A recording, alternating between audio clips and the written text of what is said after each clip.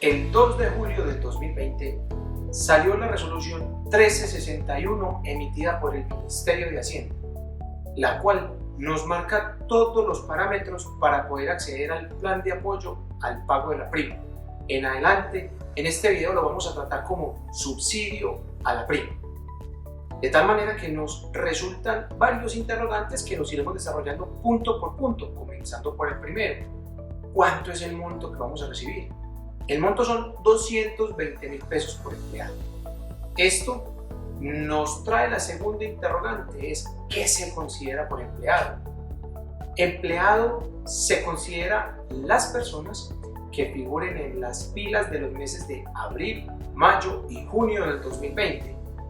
Adicional a esto, debemos tener en cuenta los rangos de ingreso que deben tener estos trabajadores, que son entre un salario mínimo y 1 millón de pesos.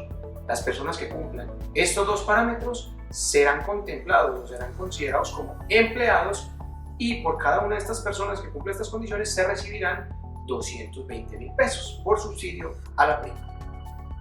Tercer punto, los documentos a presentar para esta postulación serán los mismos del Plan de Apoyo al Empleo Formal, el PAEF o subsidio a las nóminas como lo conocemos comúnmente. Ya lo ha dicho así el Ministerio de Hacienda, que para hacerlo de una manera más ágil y para evitar contratiempos, pues van a utilizar todos los procedimientos formales que se utilizan para el PAEF para poder acceder a este subsidio a la prima. Cuarto punto que nos resulta. Cuando una persona esté postulada al PAEF en una entidad financiera y se desea postular al subsidio de la prima, esta resolución 1361 obliga o indica a la persona que lo debe hacer ante la misma entidad financiera. Ejemplo, si tramitan el subsidio a la nómina por un banco, no pueden ir a tramitar el subsidio a la prima por otro banco. Esta resolución nos dice, hagan los dos trámites o las dos postulaciones ante la misma entidad financiera. El quinto punto importante que nos trae esta resolución es que la entidad financiera debe garantizarle al postulante la recepción de los recursos.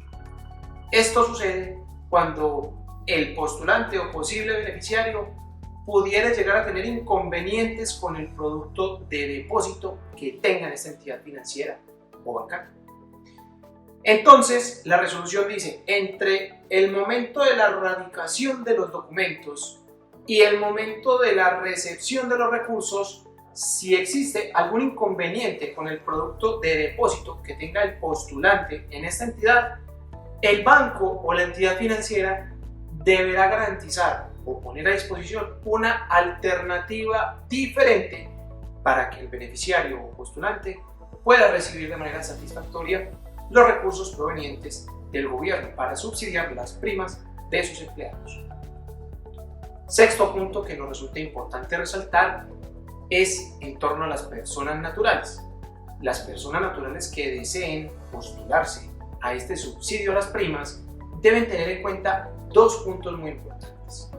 El primero es que deben tener más de 3 empleados en la pila reportada del mes de febrero del 2020. Y el segundo es que no deben ser personas políticamente expuestas. Recordemos que el cumplimiento de estas condiciones debe ser concurrente, es decir, se deben cumplir las dos, no una de las dos. Séptimo punto que debemos tener en cuenta para este análisis que le estamos haciendo a esta resolución es el cálculo de la disminución del 20% de los ingresos, puesto que es uno de los requisitos fundamentales y principales para poder acceder a este subsidio a las primas. Nos indica esta resolución 1361 que para hacer el cálculo de la disminución del 20% de los ingresos nos debemos remitir a la resolución 1129, la misma del auxilio a las nóminas. Entonces, si nos remitimos a esta otra resolución, encontramos que debemos tomar el mes anterior al de la postulación y compararlo con el mismo mes del año 2019. Ese es el primer método. El segundo método es tomar el mes anterior al de la postulación y compararlo con el promedio de los ingresos obtenidos en enero y febrero del año 2020. Ahí tenemos los dos métodos que nos habla la resolución.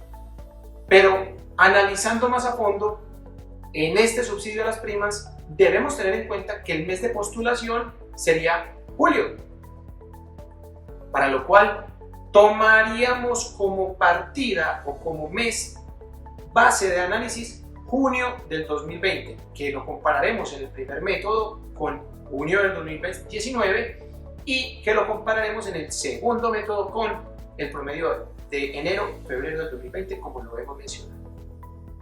Octavo punto, los plazos para postularse. Muy importante, porque como bien sabemos, si dejamos pasar estos plazos, no podremos postularnos de manera extemporánea. Simple y llanamente se perderá la oportunidad para poder acceder a este subsidio a las primas. El plazo máximo nos lo marca o nos lo estipula esta resolución 361, que será el mismo del auxilio a la nómina, que para el mes de junio para el mes de julio, será el día 19 de julio del 2020. Fecha límite para radicar en entidad bancaria tanto los documentos para el auxilio a las nóminas como los documentos para el auxilio a las primas. Recordemos y reiteramos también que esta postulación no se puede hacer de forma extemporánea. Se deben respetar los plazos perentorios para ello.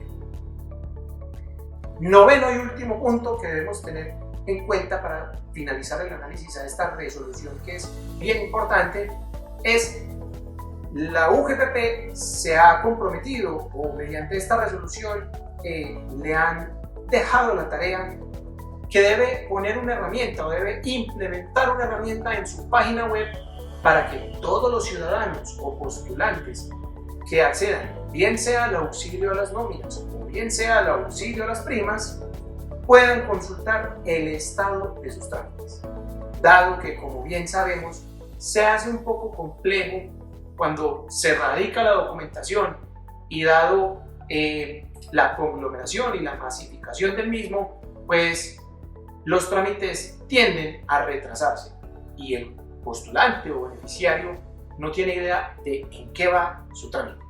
Herramienta útil que nos parece para todas aquellas personas que nos postulamos a estos beneficios del gobierno. Finalmente, les recordamos seguirnos en nuestras redes sociales, en nuestro canal de YouTube, en nuestra fanpage de Facebook y en nuestro perfil de Instagram, donde podrán encontrarnos como Sierra y Asociados Co. Allí estaremos colgando contenido de actualización tributaria y análisis de estas últimas resoluciones. Muchas gracias.